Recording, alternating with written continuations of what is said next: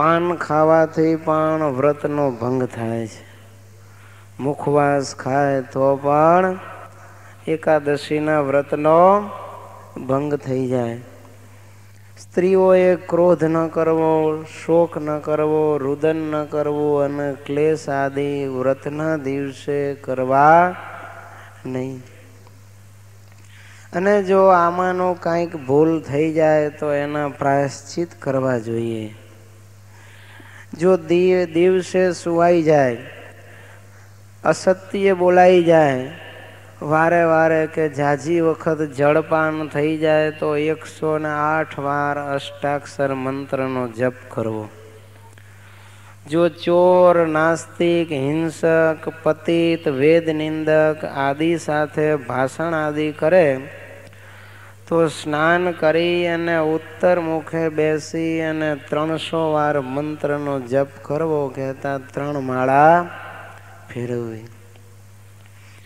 જો વ્રતના દિવસે પાન ખાય, મદ્ય માંસ ખાય, ગ્રામ્ય વાર્તા કરે, કોકને ગાળો દે, તાળન કહેતા મારે, તમાકુ ભક્ષણ કરે, માદક વસ્તુઓનું સેવન કરે, દ્રુત કીડા કરે, કહેતા તો જુગાર રમે કે સ્ત્રીનો સંગ કરે, અજાણે કે જાણીને કરે તો પણ આટલા કાર્યો આમાંથી કોઈ પણ એકાદ ક્રિયા કરવામાં આવે તો પણ એના વ્રતનો ભંગ થઈ જાય છે.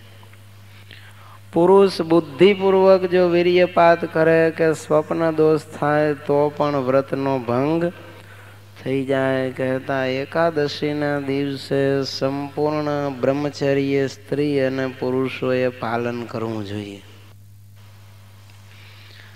તો એ પ્રમાણે મહારાજ કહે છે એકાદશીના વ્રતના દિવસે આ બધા નિયમોનું સંપૂર્ણપણે પાલન કરવું.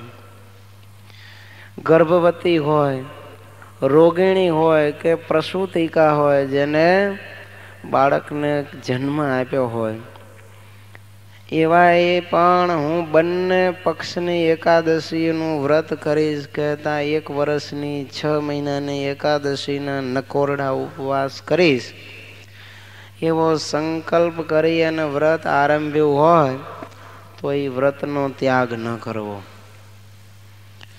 શું કરવું? તો કે પ્રતિનિધિભૂત બીજા પાસે તે વ્રત કરાવવું. પત્નીનું નિયમ હોય તો એનો પતિ કરે, અરસપરસ એના અભાવમાં પુત્ર, જો એના દીકરા ન હોય તો એના અભાવે ગુરુનો શિષ્ય અથવા તો શિષ્યના બદલામાં ગુરુ વ્રત કરે, અથવા તો ભાઈ હોય તો ભાઈના અભાવમાં બેન. એવી રીતે અરસપરસ મહારાજ કહે છે એકબીજાના અભાવમાં વ્રત કરવું. અને બેન પણ ન હોય તો છેલ્લે ધાર્મિક બ્રાહ્મણ પાસે વ્રત કરાવવું. માતા, પિતા, પતિ, ભ્રાતા અને ગુરુ આદિના નિમિત્તે જે જન વિશેષ ઉપવાસ કરે તે 100 ગણા પુણ્યને પામે છે. માતા પિતા માંદા હોય, ઉંમર લાયક હોય ને એના બદલામાં જો એના સંબંધીજનો કહેતા એનો દીકરો હોય અથવા તો ભાઈના બદલામાં ભાઈ, ગુરુના બદલામાં શિષ્ય જો વ્રત ઉપવાસ કરે વિશેષ તો એને 1 ઉપવાસના બદલામાં 100 ઉપવાસનું ફળ મળે. અથવા ઉપવાસમાં અસમર્થે 12 એક બ્રાહ્મણને મિષ્ટાન જમાડવું. અનુકૂળતા ન હોય તો મિષ્ટાન ભોજનથી બમણું ધન એને આપવું. અને અસમર્થ હોય મિષ્ટાન ભોજન જેટલું ધન એને આપવું. એમાં અસમર્થ હોય તો સહસ્ર વિષ્ણુ ગાયત્રી જાપ કરવા. એમાં પણ અશક્ત હોય અને 12 પ્રાણાયામ યથાશક્તિ કરવા. તો એ પ્રમાણે ભગવાન કહે છે વ્રતનો સંકલ્પ કર્યો હોય અને વ્રત અધૂરું મૂકવું નહીં. પણ જો ગર્ભિણી હોય, પ્રસૂતિ આવી હોય તો એના બદલામાં બીજા પાસે એ વ્રત પૂર્ણ કરાવવું. એકાદશીના અંગભૂત દસમને દિવસે અડદ ન ખાવા, મસૂરની દાળ, ચણા, કોદરા આવા ધાન્ય કે કઠોળ ખાવા નહીં. કાંસાના પાત્રમાં 10 પ્રકારના શાક, બીજી વાર પારકું અન્ન, મધ આદિ ખાવા નહીં. બહુ જળપાન ન કરવું. દ્યુત સેવન કહેતા જુગાર ન રમવું, કલહ ન કરવો, ગ્રામ્ય વાર્તા ન કરવા, ગંધ, તાંબૂળ, પુષ્પમાળા, અતિ આહાર, કુસંગ, અસત્ય ભાષણ, દીવા નિદ્રા અને રાત્રિએ પણ પર્યંક શયન વગેરેનો ત્યાગ દસમને દિવસે પણ રાખવો. એકાદશીના તો નિયમ પાળવાના જ, પણ જેને નકોરડી એકાદશી કરવી હોય એને આટલા નિયમો દસમથી ચાલુ કરી દેવાના. રાત્રિના મુખમાં નાહીને દેવ પૂજન કરી વ્રતના નિયમો ધારણ કરવા, અથવા તો એકાદશીએ સવારે નિયમ લેવો. એકાદશીનો નકોરડો ઉપવાસ કરવો હોય તો રાત્રિએ નાહીને પછી ભગવાન આગળ સંકલ્પ કરવો કે હે મહારાજ, આવતીકાલે હું નિર્જળા એકાદશી કરીશ અથવા તો નકોરડી એકાદશી કરીશ. અને સાંજે ન થઈ શક્યું હોય તો સવારે પૂજા કરીએ ત્યારે ભગવાન પાસે સંકલ્પ કરી દેવો. તો એ પ્રમાણે ભગવાન કહે છે દસમના દિવસે પણ પલંગમાં રાતે સૂવું નહીં, પણ જમીન ઉપર આસન પાથરી ગાદી પાથરીને સૂવું. એકાદશીને દિવસે દાંતણ ન કરવા, પણ 12 કોગળા કરી સળીથી ઓલું ઉતારવી. કારણ એકાદશીને દિવસે જો દાંતણ કરવામાં આવે અથવા તો બ્રશ કરવામાં આવે અને જો મોઢામાં લોહી નીકળે તો એકાદશીને દિવસે ક્યાંય શરીરમાં લોહી નીકળે તો પણ વ્રતનો ભંગ થઈ જાય. એટલા માટે દાંતણ અથવા તો બ્રશ પણ કરવું નહીં. કેવળ 12 કોગળા પાણીના કરી અને મુખ શુદ્ધિ કરી લેવી અને સળીથી ઓલું ઉતારવી. લીલું દાંતણ પણ કાપવું નહીં, કારણ અહિંસક વ્રતનું સંપૂર્ણપણે એ દિવસે પાલન કરવાનું છે. તો એ પ્રમાણે ભગવાન કહે છે આ એકાદશીની શરૂઆત માગસર સુધી એકાદશીને દિવસે એકાદશી ઉત્પન્ન થઈ ત્યારથી થઈ છે. તો એકાદશીના જુદા જુદા નામ છે અને એના અધિષ્ઠાતા દેવના નામ પણ જુદા જુદા છે. તો એ જે એકાદશી હોય તે દિવસે એ દેવી અને દેવનું પૂજન મહારાજ કે કરવું, અથવા તો રૂક્ષ્મણી સહ કૃષ્ણની પૂજા કરે, અથવા અસમર્થ એવા એકલા અસમર્થ હોય તો એકલા ભગવાનની પૂજા એકાદશીના દેવના નામથી કરે અને તેમની સ્ત્રીની લક્ષ્મીમાં ભાવના કરે. કહેતા માગસર સુધી એકાદશીનું નામ છે મોક્ષદા એકાદશી. એ એકાદશીનું વ્રત કરે અને મોક્ષ પ્રાપ્ત થાય. અને એ એકાદશીના અધિષ્ઠાતા દેવનું નામ છે કેશવ ભગવાન અને દેવીનું નામ છે શ્રી કહેતા લક્ષ્મીજી. અને એ દિવસે માલતીના પુષ્પોથી ભગવાનની પૂજા કરવી. અર્ઘ્યમાં નારંગીનું ફળ પ્રભુને અર્પણ કરવું. નૈવેદ્યમાં ઘીમાં તળેલા ચૂરમાના લાડુના મુઠિયા હોય એ જ લાડુ ચૂરમાના ભગવાનને અર્પણ કરવા. અને દાનમાં 7 ધાન દાનમાં આપવા. માગસરવદી એકાદશી હોય તો એને સફળા એકાદશી કહેવામાં આવે છે. આપણા બધા જ મનોરથો સફળ થાય. શંકરષણ ભગવાન એના અધિષ્ઠાતા દેવ છે અને સુનંદા દેવી એકાદશીનું નામ છે. અગથિયાના પુષ્પથી પૂજા કરવી. અમૃત ફળ કહેતા જામફળ અર્ઘ્યમાં આપવું અને લકડિયા લાડુ જે ચણાના લોટના બને, જેમાં ઘીમાં તળ્યા પછી લાડુ વારે ત્યારે અંદર ઘી નાખે નહીં, ખાંડી અને પછી ચાસણી નાખીને લાડુ વાળી દે અને લકડિયા લાડુ કહેવાય. અને એના દક્ષિણામાં સોનું બ્રાહ્મણને દાનમાં આપવું.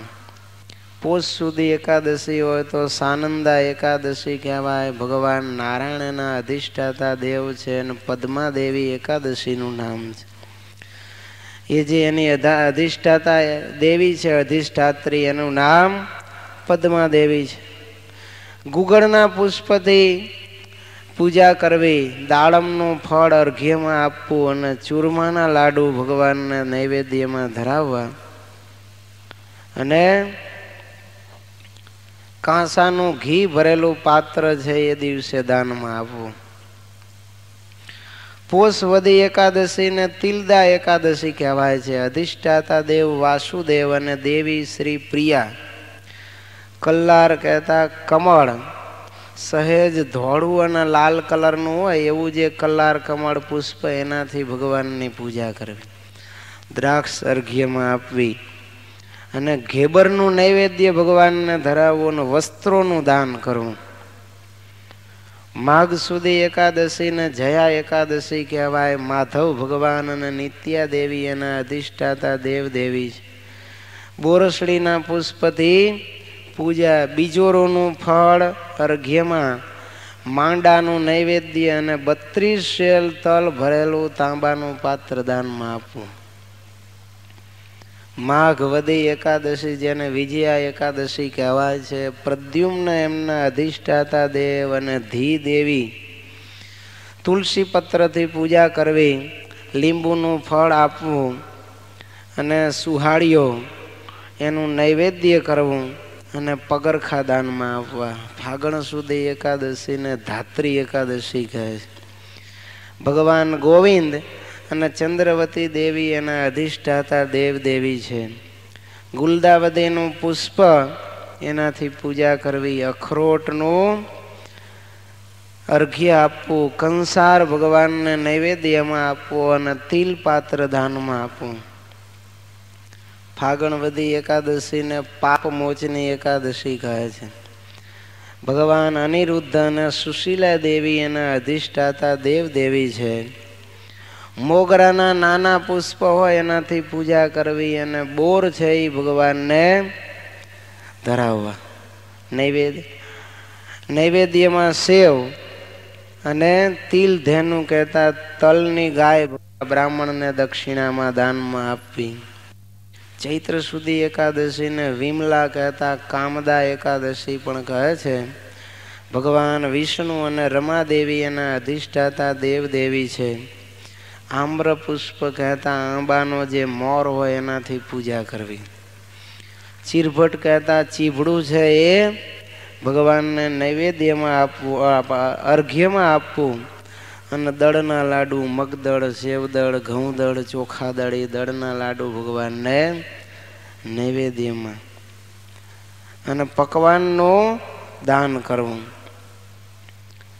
ચૈત્ર વદી એકાદશીને વરુથીની એકાદશી કહે છે. ભગવાન પુરુષોત્તમ અને નંદાદેવી એના દેવ દેવી છે. ચંપાના પુષ્પથી પૂજા, જાયફળ અર્ઘ્યમાં આપવું, વડાનું નૈવેદ્ય અને પૃથ્વીનું દાન કરવું.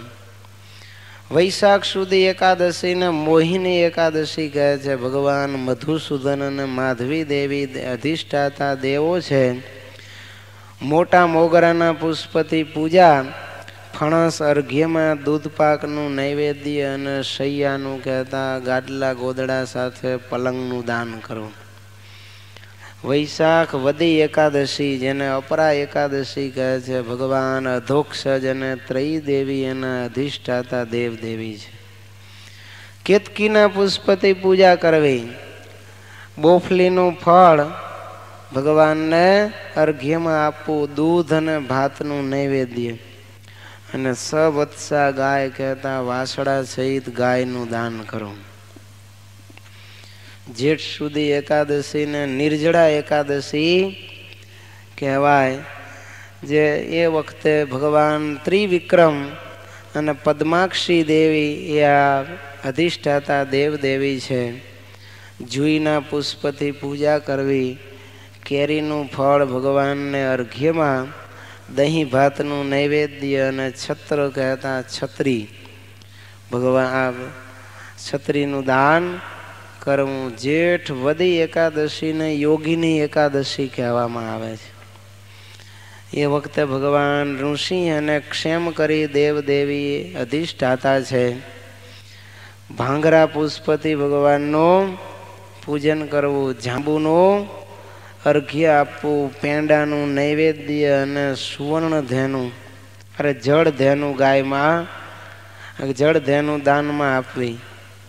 અષાઢ સુધી એકાદશીને દેવશયની એકાદશી કહે છે. એ વખતે ભગવાન વામનજી અને કમળા દેવી એના અધિષ્ઠાતા દેવદેવી છે. અંઘેડાના પુષ્પ, નાળિયેરનું ફળ, પૂરીનું નૈવેદ્ય અને સોનાની ગાય દાનમાં આપવી.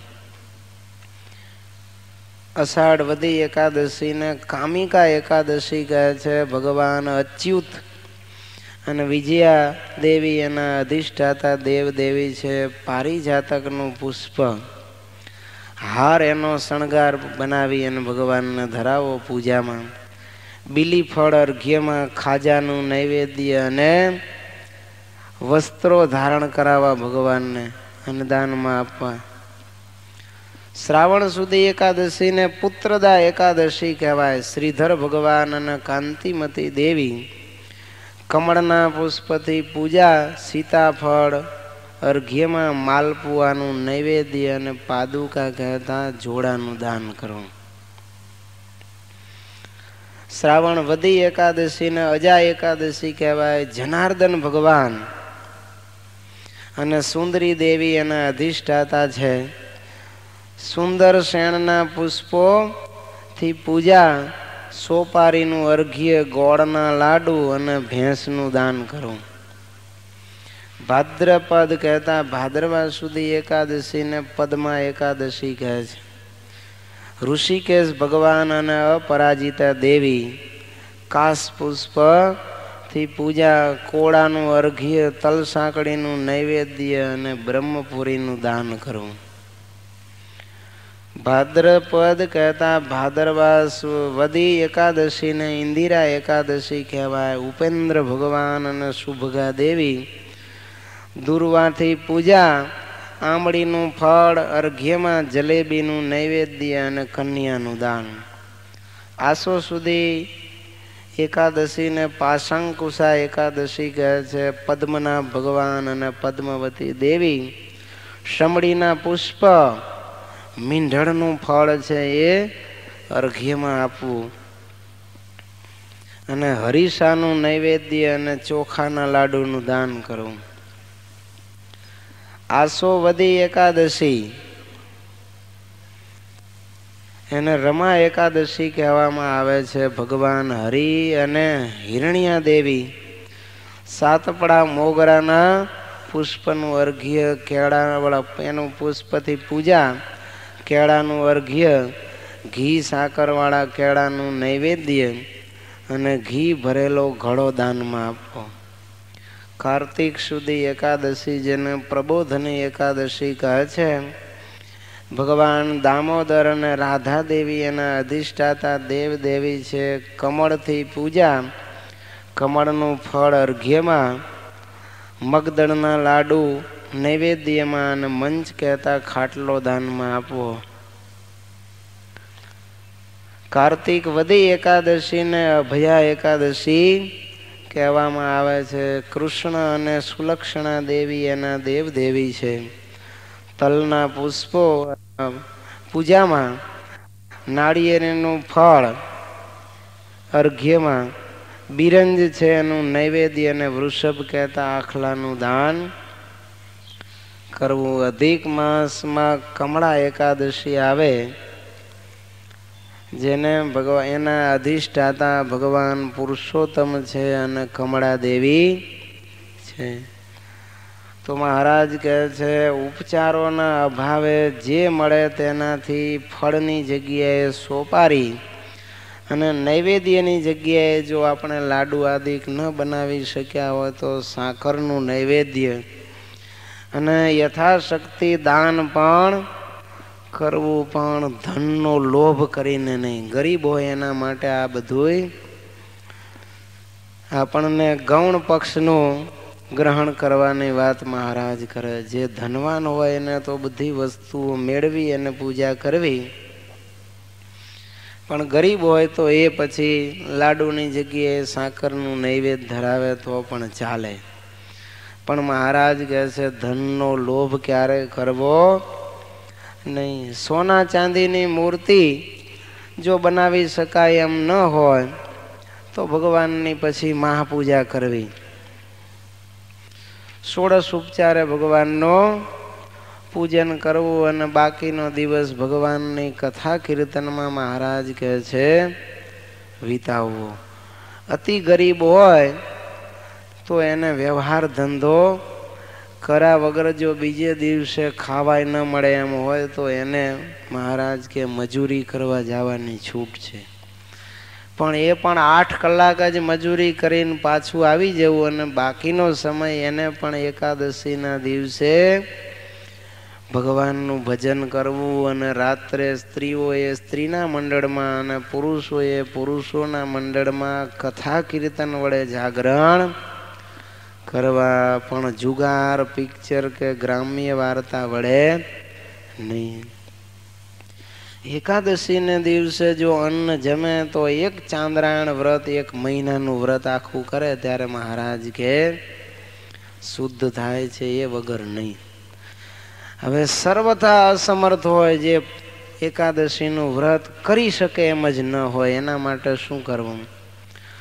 તો કે એક ભક્ત એટલે મધ્યાહન પછી જે કાંઈ મળે તે યોગ્ય અન્ન 1 વખત જમવું. આજે અતિ બીમાર હોય એવા બધા માટે છે. અથવા તો નક્ત ભોજન એટલે પડછાયો ડબલ થાય બપોર પછી, ત્યારે પવિત્ર અને મિત કહેતા જરૂર જેટલું થોડુંક દેહ ટકી જાય ને સવાર પડી જાય બીજા દિવસનું એટલું અન્ન જમવું, એને નક્ત ભોજન કહેવાય. અયાચિત એટલે માગ્યા વિના મળે તે અન્નનું ભક્ષણ કરવું. અથવા તો દાન કહેતા દાન કરી અને સુવર્ણ અન્ન આદિથી વ્રતને સાધવું. કહેતા પોતે અસમર્થ હોય તો બીજાને સોનાનું દાન કરી અને વ્રતનું ફળ મેળવે. નક્ત, ફરાળી, ખજૂર, નાળિયેર આદિ ફળો, સફેદ તલ અથવા તો ફક્ત લાલ તલ, એનાથી જો દૂધ, એના કરતાં જળ, એના કરતાં થોડુંક ઘી, એના કરતાં પણ પંચગવ્ય અને એના કરતાં પવનપાન કહેતા નકોરડા રહી અને જે ઉપવાસ કરવા તે ઉત્તરોત્તર શ્રેષ્ઠ ઉપવાસ માનવામાં આવ્યા છે. તો એમાંથી જેનાથી શક્ય બને એટલા શ્રેષ્ઠ ઉપવાસ કરવાના પ્રયાસો મહારાજ કે કરવા. અને બારસે સવારે નાહીને પ્રાતઃ કર્મ કરી દેવોને પૂજી થાળ ધરાવી વ્રત કરનારે ભગવાનને પ્રાર્થના કરવી કે હે મહારાજ મારા ઉપર પ્રસન્ન થાવ, મને જ્ઞાન આપો એમ કહી અને પછી એ ભગવાનની મૂર્તિ દાનમાં આપી દેવી. સાધુ બ્રાહ્મણને જમાડી અને પછી પોતે પારણા કરવા. અને બારસના દિવસે પણ આગળ કયા એવા દસમના બધા જ નિયમો મહારાજ કે પાળવા.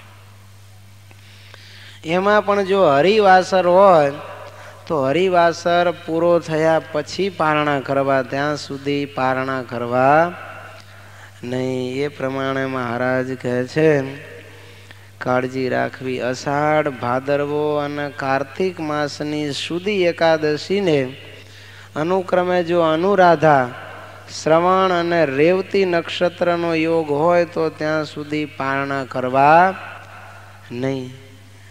નહીં તો 12 એકાદશીનું ફળ નાશ પામે. આ 3 એકાદશીમાં મહારાજ કે કાળજી રાખવી, ત્યાં સુધી એના પારણા થાય નહીં. એ નક્ષત્રનો યોગ પૂરો થાય એ સમય પછી પારણા. બપોરે પૂરું થાય તો બપોરે, સાંજે નક્ષત્ર છૂટું થાય તો સાંજે પારણા કરવા.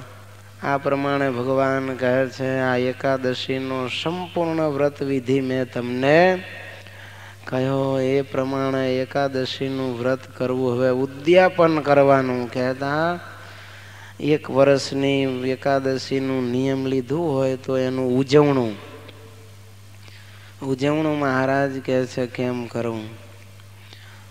તો ભગવાન કહે છે ઉદ્યાપનમ વિના નૈવ વ્રતમ હિ ફલદમ ભવેત તસ્માત પ્રયત્નતઃ કાર્ય મેકાદશ્યા વ્રતસ્ય તત. ભગવાન કહે છે ઉદ્યાપન વગર એકાદશીના વ્રતનું ફળ સંપૂર્ણ મળે નહીં. માટે ઉદ્યાપન પણ અવશ્ય કરવું.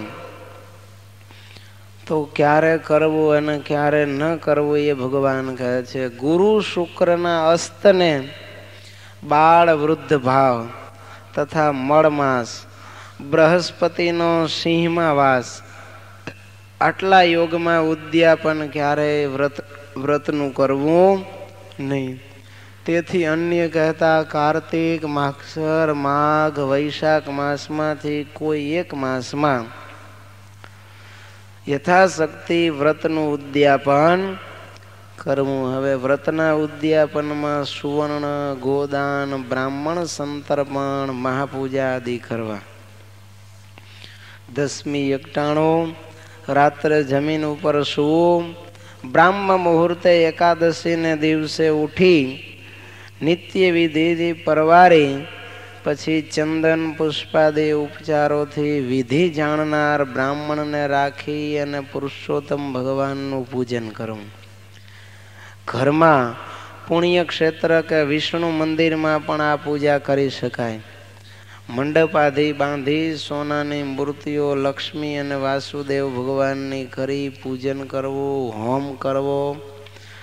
દેવ પાસે અથવા ગાયની કોઢમાં હવન કરી આહુતિ આપવી. 24 ગાયોનું, 10 ગાયોનું કે 1 ગાયનું દાન કરવું. અશક્ત હોય તો થોડું સોનું આપે. ગાય પણ શ્વેત કહેતા કપિલા ગાય દાનમાં આપવી ઉજવણામાં. મૂર્તિ પૂજાને અંતે બીજે દિવસે પોતાના ગુરુને દાનમાં આપવી. બ્રાહ્મણોને જમાડવા. પછી તલ, અન્ન, ફળ, જડે સહિત 24 કળશો દક્ષિણા સાથે બ્રાહ્મણને આપવા. બ્રહ્મચારી સાધુ એ વિષ્ણુની સેવા પરાયણ થઈ પૂજી મિષ્ટાનથી જમાડે પછી પોતે સ્વજનો સાથે પારણા કરે. આ પ્રમાણે મહારાજ કહે છે જો વ્રતનું ઉદ્યાપન કરવામાં આવે તો એને અભિષ્ટ ફળની પ્રાપ્તિ થાય છે. તો આ પ્રમાણે ભગવાને એકાદશીના આ વ્રતનો વિધિ વિસ્તારપૂર્વક ઉદ્યાપન સહિત આપણને સમજાવ્યો. 24 જે એકાદશીઓના અધિષ્ઠાતા 24 દેવ છે એ જે કેશવાદિક ભગવાનની મૂર્તિઓ, એમાં કેવળ હથિયાર ધારણ કરવાની સ્ટાઇલ બદલાય એટલે ભગવાનનું નામ બદલાય છે. શંખ, ચક્ર, ગદા, પદ્મ છે ને એ અલગ અલગ હાથમાં અલગ અલગ ક્રમથી ધારણ કરે એટલે ભગવાનના જુદા જુદા નામ થાય છે. તો એ પ્રકારે ભગવાનની મૂર્તિઓ બનાવી અને મહારાજ કહે છે આ એકાદશીઓના વ્રત વિસ્તારપૂર્વક નિયમસર કરવાથી એકાદશીનું પૂર્ણ ફળ આપણને પ્રાપ્ત થાય છે. ત્યાર પછી મહારાજ કહે છે ભગવાનની જે જન્મ જયંતીઓ કહીએ, રામનવમી, જન્માષ્ટમી, વામન જયંતી અને શિવરાત્રિ, નૃસિંહ જયંતી, આટલા વ્રતો પણ મહારાજ કે આ 5 જયંતીઓ પણ તમારે પ્રયત્નપૂર્વક અવશ્ય કરવી અને એ દિવસે પણ વ્રતના ઉપવાસ કરવા. કારણ ભગવાન કહે છે ભગવાનના ભક્તોએ ભગવાનના જે પ્રાગટ્યના દિવસો હોય એ દિવસે અતિ આનંદમાં એટલો બધો આનંદ હોય કે એ આનંદમાં એના દિવસો વીતી જાય કે એને ખાવાની પણ ખબર ન પડે. જો ભૂખ જ ન લાગે. મહાપરાણે સવારથી સાંજ પાડે એવું નહીં. આ ઉપવાસ કેને કહેવાય ખરેખર. દીકરાના લગ્ન હોય ને તમે જુઓ તેથી એનો બાપ ભૂખ્યો હોય તો શું એને સવારથી સાંજ સુધી એમ થાય છે કે આજ મેં ખાધું નથી. રાતે સૂતો ન હોય તો એને ટેન્શન હોય છે કે હું સૂતો નથી આજે. આખો દિવસ અને આખી રાત તમે જુઓ લગ્ન પ્રસંગની તૈયારીઓમાં અને મહેમાનોને આવકારમાં એનો ચાલ્યો જાય છે. જમવાનું એને યાદ જ નથી આવતું. એટલો આનંદ હોવો જોઈએ એને. એવી રીતે જો ઉપવાસ કરવામાં આવે ને તો એને ખરો ઉપવાસ કર્યો કહેવાય. આ તો એકાદશીનો ઉપવાસ કરવાનો હોય તો દસમના દિવસથી માંદા હોય એવા દેખાય લે, ટેન્શનમાં હોય. એકાદશીના દિવસે તો પેલા હજારીના છોડને 3 દીથી પાણી ન પાયો હોય અને ઉનાળાની સિઝનમાં જેમ લંઘાઈને હાવ કોકડું વળી જાય ને એવો હાવ થઈ ગયો હોય લ્યો. અને બારસના દિવસે પછી હવારમાં જુવાર ઓલા 64ને પાણી પાઈને જેમ બેઠો થાય એમ પારણા કર્યા પછી અડધી કલાકે ફોર્મમાં આવે તો એને એકાદશીનો ઉપવાસ કે વ્રત બરોબર કે જયંતીનું વ્રત કર્યું કહેવાય નહીં. આજે મારા ભગવાન પ્રગટ થયા. આજે મારા પ્રભુ આ પૃથ્વી ઉપર કરુણા કરીને પધાર્યા. એનો એટલો બધો આનંદ હોય. ઘરે બાબાનો જન્મ થાય તો કેવો આનંદ આવી જાય. ફોન ઉપર ફોન ચાલુ થઈ જાય ને ચારે બાજુ બ્રાહ્મણોને દાન દક્ષિણાઓ માંડે આપવા, ગોળીઓ લઈ આવે, કંઈક બધો તાલ તરત થવા માંડે છે. એવો આનંદ હોય. એવો આનંદ ભગવાનના પ્રાગટ્ય દિનનો હોવો જોઈએ. એટલે ઉપવાસ કરવો ન પડે, થઈ જાય અને સહજ સ્વાભાવિક. એને ખબર ન પડે કે મેં આજે ઉપવાસ કર્યો છે. અને રાત્રે 12 વાગે ભગવાન પ્રગટ થાય શ્રી કૃષ્ણ, અથવા તો 10 ને 10 ભગવાન સ્વામિનારાયણ પ્રગટ થાય ત્યારે એટલા આનંદમાં નાચતા કૂદતા હોય, રાસ લેતા હોય કે જાણે એને આજે 3 ટાઈમ ભોજન કર્યું જ છે અને ભૂખ્યો છે જ નહીં એવો ભાસ થવો જોઈએ. તો એમ કહેવાય કે આપણને ભગવાનના પ્રાગટ્ય દિનના ઉત્સવનો આનંદ અને ઉપવાસનો જરાય રંચ નથી. તો એવી રીતે ભગવાન કહે છે આનું નામ કહેવાય ખરો ઉપવાસ. પણ મહાપરાણે ન છૂટકે કરતા હોય અને બપોર પછી તો ઊંઘવામાં જેમ તેમ કરીને દિવસ પસાર કરે અને રાતે પણ વહેલા સૂઈ જાય કે ગમે એમ કરીને હવાર પાડી દે, એનું નામ ખરો ઉપવાસ કહેવાય નહીં. અને ઘણા તો રાહ જોતા હોય કે હમણાં 12 વાગે અને પંચામૃત ને પંચાજીરી ભેગા થઈએ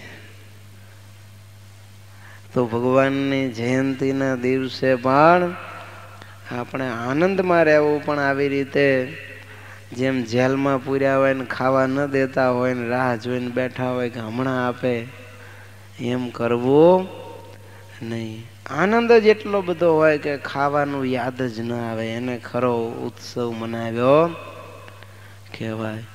તો એ પ્રમાણે ભગવાન કહે છે આ 5 જયંતીના વ્રતો પણ નિયમપૂર્વક કરવા. અને એ દિવસે ઘણા તમે જુઓ જન્માષ્ટમી તો જુગાર રમવાનો દિવસ ગણાય લે. સૌરાષ્ટ્રમાં ઘણાએ તો જન્માષ્ટમીનું વ્રત કરે હો, ઘણાએ નકોરડો કર્યો હોય, પણ 12 વાગે ભગવાન પ્રગટ થાય ને ત્યારે એ જુગાર રમતો હોય. લ્યો, એટલો બધો જુગારમાં એ રચી પચી ગયો હોય કે એને આરતી થાય ને તો એ આરતીના દર્શન કરવા જવાનો ટાઈમ ન હોય. તો એ ઉપવાસનો શું અર્થ છે કયો? એ દિવસે તો ઉત્સવ હોય એટલે સવારથી સાંજ સુધી ભગવાનના મંદિરમાં જ સેવા પૂજા શણગાર કરવાનો હોય કે જે કાંઈ પ્રવૃત્તિ ચાલતી હોય કથા કીર્તન એમાં જ લાભ લેવો જોઈએ. તો જ એ ઉત્સવનો ખરો આનંદ અને ખરો મહિમા આપણે માણ્યો કહેવાય, જાણ્યો કહેવાય. ત્યાં સુધી એ ઉત્સવ આપણે ખરેખર ઉજવો જ ન કહેવાય. એટલે મહેરબાની કરીને ઉત્સવના દિવસે જુગારનું તો નામ લેવું જ નહીં. પણ સૌરાષ્ટ્રમાં બહુ મોટા પ્રમાણમાં બધી છે. જન્માષ્ટમી એટલે જુગાર રમવાનું લાયસન્સ કહેવાય. એ 3-4 દિવસ કોઈ ના ન પાડે કોઈને. લે, બાપાએ 200-500 રૂપિયા છોકરાને આપે કે લે રમજે જા, સામેથી હો બધાને આપે. અને જે ગામના ઉતાર હોય એ તો મહિના અગાઉથી શંકરની જગ્યા હોય ને ત્યાં જુગાર રમવાનું ચાલુ કરી દે. એ ગામની બહાર હોય એટલે. અને પછી જન્માષ્ટમી ગયા પછી એ મહિનો મેળા હાલે અલગ અલગ જગ્યાએ, ત્યાં સુધી એનો જુગાર બંધ થાય નહીં. તો ભગવાનના ભક્તોએ આ મેળા ઉત્સવ આનંદના પ્રસંગમાં પણ જુગાર તો ક્યારેય રમવો નહીં. હા, સગા સંબંધીઓ આવ્યા હોય, બેનું દીકરીઓ, તો જો ગીત ગાવાના રિવાજ હોય, રાસ રમે, ગરબા ગાય. સાંજના સમયે વડીલો બધા રાસ લેતા હોય, ભરવાડના અલગ રાસ મંડળ હોય. તમે જુઓ તો સૌરાષ્ટ્રના મેળામાં બધી ચિત્ર વિચિત્ર બધી સ્ટાઇલ જોવા મળે તમને. પણ જે ભાવિક ભક્તો છે એ બિચારા આવી રીતે રાસમાન ભજન કીર્તનમાં ગીતોમાં સમય વિતાવે છે, પણ બીજા મોટા ભાગના તો બધા જુગાર જ કૂટતા હોય છે. તો ભગવાનના ભક્તોએ વિચાર કરવો કે આ જન્માષ્ટમી, રામનવમી આદિ એક જયંતીના વ્રતને દિવસે પણ જુગાર કોઈએ રમવો નહીં, પણ ભગવાનના ભજનમાં સમય વિતાવવો. ભાગવતજીમાં પણ નંદ બાબા અને સારા ગોવાળિયાઓ ભેગા મળી અને એકાદશીનું વ્રત કરે છે એવા ઉલ્લેખ છે. અંબિકા વનમાં એકાદશીનું વ્રત કરવા ગયેલા અને રાત્રિના સમયે નંદ બાબાને અજગરે ગળેલા એ વાત શ્રીમદ ભાગવતને વિશે પણ પ્રસિદ્ધ છે. કહેતા વૈષ્ણવો પણ બધા પહેલેથી જ આ એકાદશીનું વ્રત કરતા. ધર્મદેવ અને ભક્તિ માતા પણ એકાદશી અને જયંતીઓ જે કહીએ 5 એના વ્રત વિધિપૂર્વક કરતા. સ્વયં શ્રીજી મહારાજ પણ એકાદશીને દિવસે નકોરડો ઉપવાસ કરતા. એક વખત શ્રીજી મહારાજ વિચરણ કરતા કરતા મચ્છિયાવ ગામના વિશે પધાર્યા. મચ્છિયાવના ફૈબા એમને શ્રીજી મહારાજના વિશે અસાધારણ હેત હતું. અતિ ભક્તિમતા હતા. ભગવાન શ્રી હરિએ એમની ભક્તિને વશ થઈ અને એમને ત્યાં પણ ભગવાન દામોદરની પ્રતિષ્ઠા, નાનકડી મૂર્તિ ભગવાને પધરાવી હતી. એક વખત ઉત્સવ કર્યો મહારાજે અને પછી ભગવાન પ્રસન્ન થયા. ફૈબાને કહે છે, માગો માગો, તમે જે માગો તે આપો. ત્યારે ફઈબા કંઈ જગતની નારી જેવા નહોતા કે પોતાના સુખ માગે. ત્યારે ભગવાન શ્રી હરિને એમ કહ્યું કે હે મહારાજ, તમે આ એકાદશીના નકોરડા ઉપવાસ કરો છો ને એ આજથી તમારે કરવા નહીં. કારણ કે આપ તો સાક્ષાત ભગવાન છો, આપને વળી આ ઉપવાસ કરવાની શી જરૂર છે? જો ભગવાને વરદાન માગવાનું કહ્યું તો પણ ફઈબાએ ભગવાનનું સુખ માગ્યું. લ્યો મહારાજ, ઘણી વાર તમે અડવાણા પગે ફરો છો તો તમારે પગમાં ચાખડીઓ કે મોજડીઓ પહેરીને જ કાયમ વિચરણ કરવું. આવા વરદાન શ્રીજી મહારાજ પાસે માગી અને ઉલટાની વધારે પ્રસન્નતા મહારાજની એમને મેળવી. તો ત્યાર પછી ભગવાન એકાદશીના ઉપવાસ નકોરડા ન કરતા પણ ફરાળ કરતા. એ પહેલા તો ભગવાન શ્રી હરિ પણ એકાદશીના નકોરડા ઉપવાસ કાયમ કરતા. વિજ્ઞાનની દ્રષ્ટિએ જોઈએ તો પણ ઉપવાસનું મહત્વ છે.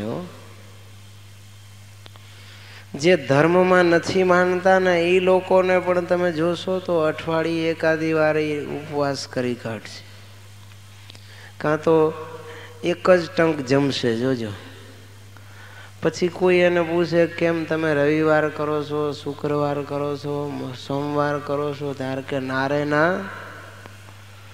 મારે વ્રતને કોઈ લેવા દેવા નહીં. તો પછી તમે આ કેમ એક દિવસ ઉપવાસ કરો છો અથવા એકટાણું કરો છો? ત્યારે કે શરીર સારું રહે એટલા માટે. લોકો સ્વાસ્થ્ય જાળવવા માટે ઉપવાસ કરે છે, તો આપણે ભગવાનને રાજી કરવા માટે શા માટે ન કરીએ? ડબલ ફળ મળે એકાદશીનું વ્રત કરવાથી. એક તો ભગવાનની આજ્ઞા પડે, અને મશીન જો થાકી ગયું હોય, ઓવરલોડ થઈ ગઈ હોય, આ બધી પાચન તંત્રની સિસ્ટમ ઉપર લોડ પડતો હોય, તો એક દિવસ ખાલી જાય એટલે એને આરામ થઈ જાય. તમે સ્કૂટર હોય, ગાડી હોય, ગમે એવા વ્હીકલ સારા હોય, જો 24 અવર્સ સતત ચલાવો છો, નથી ચલાવતા, વચ્ચે ક્યાંક ઊભું રાખો જ છો તમે. 2 ડ્રાઈવર હોય તો એ ગાડીને આરામ આપો છો કે નહીં? શા માટે? તો કે એન્જિન તપી જાય, વળી ક્યાંક નળીઓ ફાટી જાય તો સાવ મશીન ઊભું રહે. એટલા માટે એને 5-6 કલાક સળંગ ચલાવે, પછી એકાદ જગ્યાએ હોલ્ટ કરે, અડધો કલાક અંદર પાણી નાખીને ઠરવા દે, એને મશીનને બોનેટ ખોલી નાખે ઉનાળો હોય તો, પછી વળી પાછા નીકળે. ગમે એવી ઇમરજન્સી હોય ને તોય વચમાં 1-2 વખત હોલ્ટ કરે. જુઓ કે સતત મશીન વર્ક કરે તો તપી જાય ને કોઈ સ્પેર પાર્ટ ભાંગી તૂટી જાય. તો આ મશીનને તમે એમને એમ 24 કલાક અને રાત્રિ દિવસ અને વર્ષોના વર્ષો સુધી એમને એમ ચલાવ્યા કરો તો એ મશીન થાકે નહીં. એટલે એને પણ આરામ આપવાની જરૂર છે. એમાં તો અમુક તમે નક્કી કરેલું જ પેટ્રોલ નાખતા હોય, ડીઝલ નાખતા હોય તોય, અને આમાં તો જે આવે એ નાખ્યા કરો તમે ગમે ત્યારે. જો એમાં ઓવરફ્લો થઈ જાય તો ઊભું રહી જાય, જોયું છે ને? પછી કિક મારો તો ઉપડતું નથી મશીન, એન્જિન સ્ટાર્ટ થાય નહીં, પછી એમાંથી વળી પાછું કાઢવું પડે નોઝલ ખોલીને. એમ આમાંય પછી ગોળીઓ ખાવી પડે, બીજું શું થાય? પછી ગોળી ખાઈ અને મશીનને લેવલમાં લાવવું, એના કરતાં અમુક દિવસે ભગવાનની આજ્ઞાથી એકાદશીના વ્રત કરીએ તો મહારાજ રાજી થાય, અનંત ગણું ફળ મળે. લ્યો 100 રાજસૂરી યજ્ઞ અને 1000 અશ્વમેધ યજ્ઞનું ફળ કેવળ એક એકાદશીનું વ્રત કરે એને મળે. ગયો કેટલું મોટું ફળ છે. મહારાજ કે કુરુક્ષેત્રમાં બંને ગ્રહણમાં ગોદાન કરે, 60,000 વર્ષ સુધી 1,00,000 તપસ્વી બ્રાહ્મણોને જમાડે અને જે ફળ મળે ને એ ફળ કેવળ એક એકાદશીનું વ્રત કરવાથી મળે છે. આટલું મોટું ફળ, 1000 અશ્વમેધ અને 100 રાજસૂર્ય યજ્ઞ નું ફળ તો એકાદશીના 16મા ભાગ બરાબર પણ થતું નથી. આટલું મોટું ફળ આ એકાદશીના વ્રતનું આપણને પ્રાપ્ત થાય છે. અને જેમ શરદ કાળની અંદર કહેતા, શરદ ઋતુમાં ચોમાસાના જે ડોહળા જળ હોય એ બધા સરોવરના પાણી શુદ્ધ થાય, નદીના નીર આશરી જાય. એમ જે એકાદશીનું વ્રત કરે એના બધા જ પાપ ધોવાઈ જાય અને એ આત્મા શુદ્ધ થઈ જાય છે. આટલું મોટું ફળ એકાદશીના દિવસે ઉપવાસ કરવાથી મળે છે. એ આડે દિવસે તમે ગમે ત્યારે એકાદ બે ટક ભાંગો કે એકટાણા કરો એનાથી એ ફળ મળે નહીં. આ તો આજ્ઞાનું મહત્વ છે. જાતે આખા ગામની ગટર વાળી નાખીએ તો કોઈ પાંચ્યું આપે, પણ સરપંચ શ્રી આજ્ઞા કરી હોય, મજૂરને બોલાવ્યો હોય ને 2 જ કુંડી સાફ કરે તો 50ની નોટ હાથમાં મૂકે. કારણ ત્યાં આજ્ઞાનું મહત્વ છે. સરપંચની આજ્ઞાથી એને ગટરની કુંડી સાફ કરી તો 2-3 કલાકમાં 50 રૂપિયા એને મળી જાય. એમ પોતાની જાણે ગમે એટલા ઉપવાસ કરો એનો કાંઈ અર્થ નથી, પણ ભગવાનની આજ્ઞાથી 15 દિવસે એક એકાદશીનું વ્રત કરે તો પણ એને આટલું મોટું ફળ પ્રાપ્ત